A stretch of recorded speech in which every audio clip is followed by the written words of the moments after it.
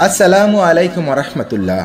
রাজুর বাবা দিন শেষে মোটামুটি 250 থেকে 300 টাকা আয় করে, কিন্তু বাবার এই ইনকামে সন্তুষ্ট নয় 25 বছর বয়স্ক রাজু। প্রায় প্রতিদিনই বাবার সাথে তার ঝগড়া হয়, কারণ বাবার এই ক্ষুদ্র ইনকামে 5 সদস্যের পরিবার কোনো মতে তো চলে যায়, কিন্তু রাজু তার শখ পূরণ করতে পারে না। সে একটি কম্পিউটার কিনতে চায়, একটি বাইক কিনতে চায়, কিন্তু তার বাবা তাকে টাকা দেয় না। কিন্তু সে এটা বোঝে না যে তার বাবা যে কয় টাকা ইনকাম করে তা সম্পূর্ণটাই সংসারে লেগে যায়। কিন্তু 25 বছর বয়স্ক রাজু পরিবারের ইনকাম বৃদ্ধিতে কোনো সাহায্যই করে না তার বাবাকে। সে সারাদিন শুধু মোবাইল নিয়ে ব্যস্ত থাকে। বাবা মা অনেক বলা সত্ত্বেও সে কোনো কথাই কানে নেয় না।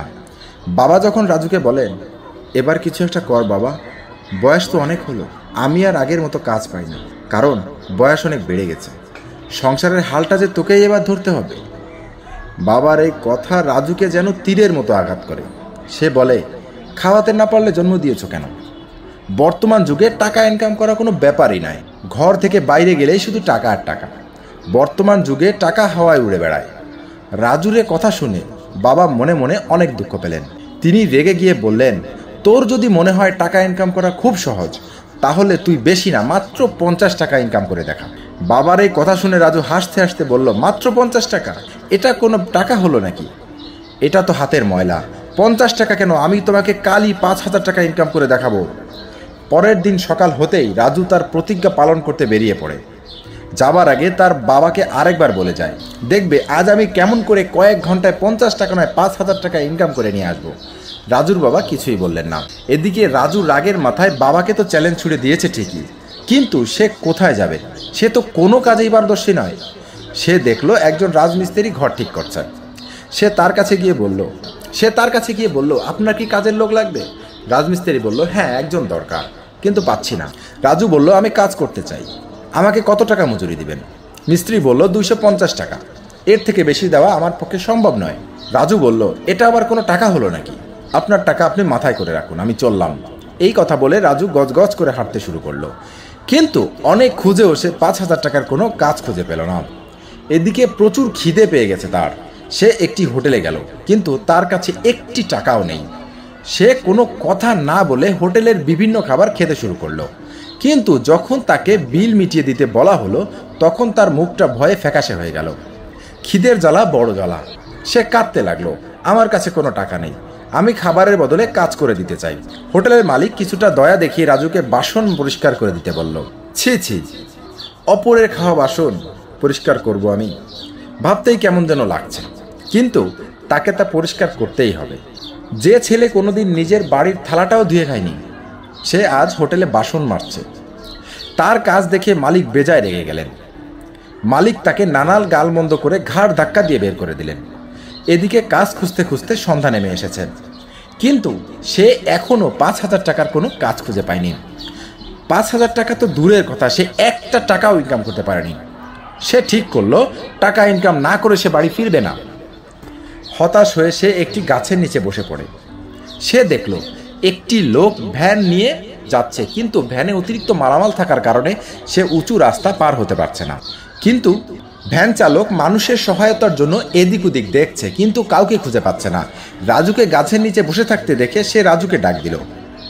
রাজুকে সে ভ্যানটি একটু ঠেলে দিতে বলল। রাজু বলল, ভ্যান ঠেলে দিতে পারি, তবে একটি শর্ত রয়েছে। লোকটি বলল, কি শর্ত? রাজু বলল, আমাকে 5,000 টাকা দিতে হবে। রাজুর কথা শুনে লোকটি হাসতে লাগলো। সামান্য ভ্যান ঠেলার জন্য 5,000 টাকা?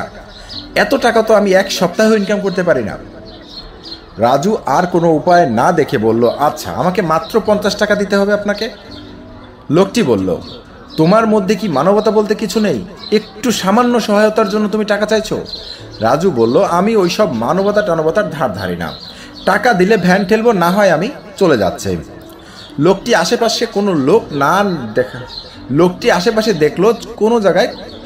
আশেপাশে দেখলো কোথাও কোনো মানুষ নেই।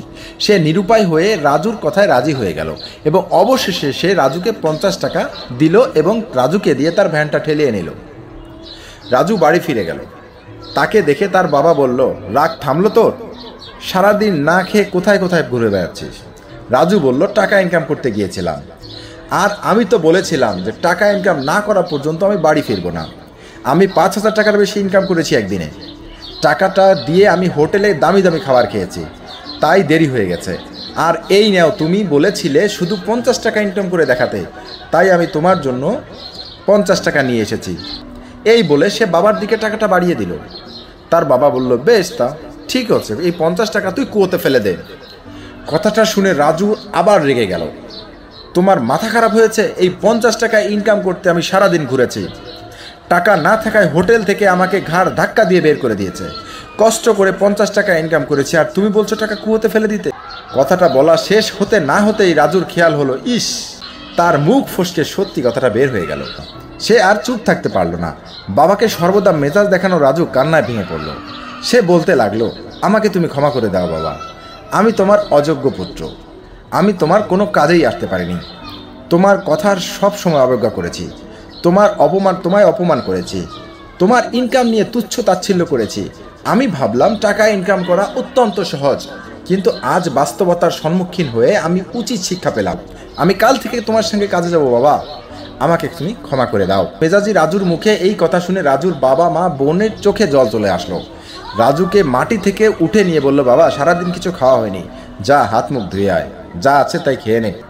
প্রিয় দর্শক, যে সন্তান বাবার রাগ সহ্য করার ক্ষমতা রাখে তার উন্নতি নিশ্চিত। বাবা নামক বট বৃক্ষটা যেদিন মাথার উপর থেকে চলে যাবে, সেদিন বুঝতে পারবে এই পৃথিবীটা কতটা নিষ্ঠুর। কখনো কখনো হয়তো তিনি রেগে গিয়ে আমাদের দুই একটা বেশি কথা শোনাইতে পারেন, কিন্তু একটু গভীরভাবে বাবার রাগের মাথায় বলা কথাগুলো চিন্তা করে দেখবেন। তিনি যা বলেছেন সবই বলেছেন আমাদের আপনার ভালোর জন্য, আমাদের উন্নতির জন্য। তাই বাবার ইনকাম দেখে তাচ্ছিল্য না করে বাবাকে সাহায্য করাই আমাদের যোগ্য সন্তানের প্রথম কাজ। প্রিয় দর্শক, গল্পটি কেমন লাগলো কমেন্টস করে জানাবেন। সবাই ভালো থাকবেন, সুস্থ থাকবেন। আল্লাহ হাফেজ। আসসালামু আলাইকুম ওয়া রাহমাতুল্লাহ।